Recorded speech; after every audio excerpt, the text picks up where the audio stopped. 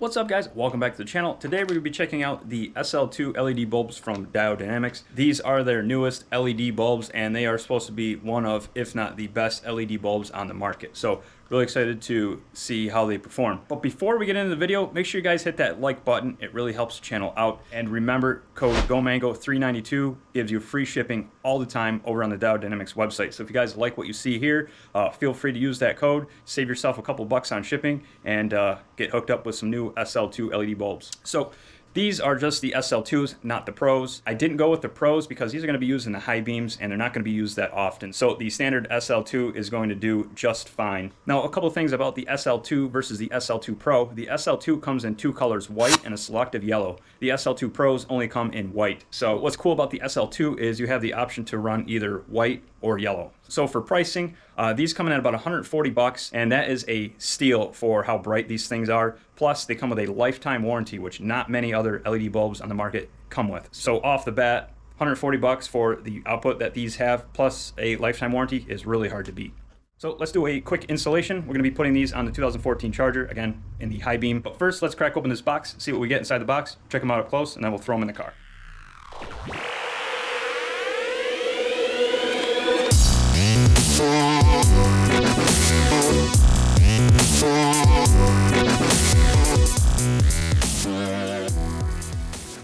So of course, when you open up the package, you get some stickers and of course the bulbs. Now these have an adjustable collar there, so you can rotate your bulb, and it does come with an Allen key as well to make those adjustments. So it is a fanless bulb. Now, one difference between the SL2 and the SL2 Pro is the SL2 has this little whip on it. The SL2 Pro does not. The plug is built in to the housing. So these are going to be going behind a dust cover, and I believe they should fit behind there with no problems. And since all the wiring for this headlight is all internal, I believe there'll be enough room to stuff all this in there behind the dust cap. But like I said, we're going to find that out here in a minute. For the driver's side, it's pretty simple. You just need an 8mm socket. Go ahead and take that bolt out.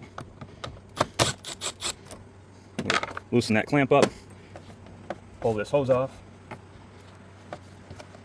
And that should be all. Should just lift straight up on this air box. Everything should come right out. And now we have ample room to access the back of the headlight. Yeah, so remove the dust cap and then remove the bulb. Plug the SL2 in. And as you can tell, we've got tons of room to stuff the wires in.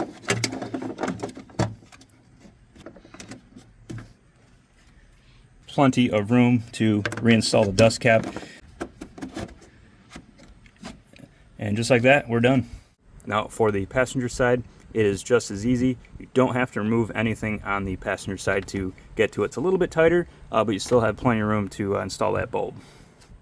So as you can tell, over here we tint our headlights so they work less. So unfortunately, we're not going to be able to see the full intensity of these LED bulbs. However, we will be able to see how well they cut through the tint on the headlights.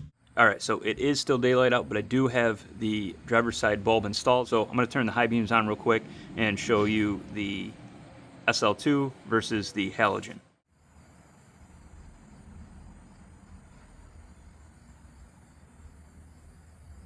So, like I said, still daylight out. Might be hard to see, but the SL2 has way more intensity, obviously, than the halogen. So, really excited to see how these look at nighttime.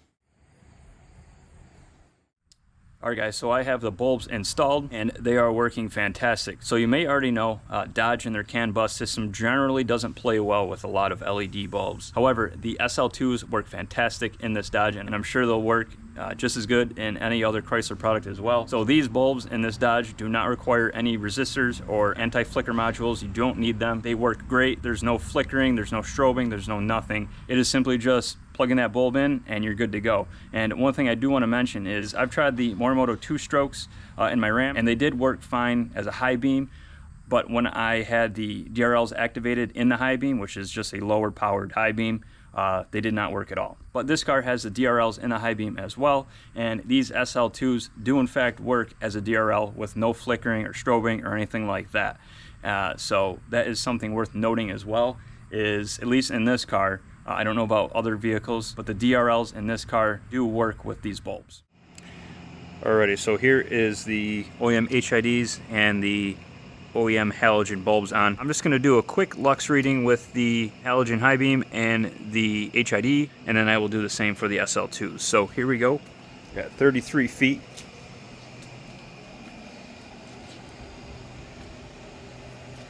I've got the lux meter right at the high beam. So 174.3. Again, the headlights are tinted, so keep that in mind. Alrighty, now with the SL2s installed, let's do another lux reading.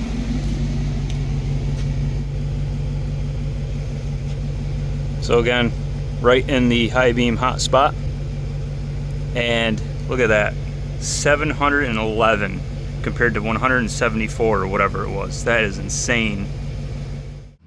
So just because, we've got the SL2 on the right and the halogen on the left.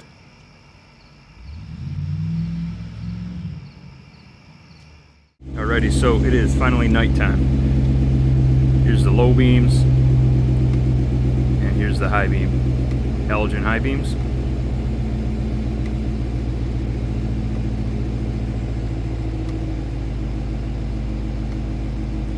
And now we'll go for a drive.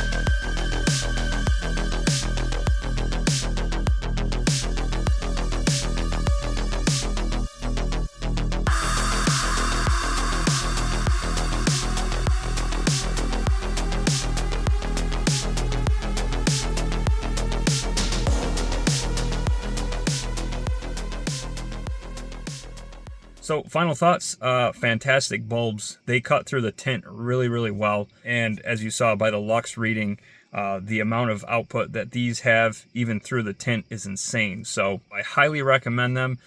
They work great in this car. There's no flickering, no strobing, no anything like that. Don't need any resistors or anti-flicker modules. So guys, hit up Diode Dynamics, use that code, and get yourself a pair of the SL2s or even the Pros. And with that, we will catch you guys on the next one.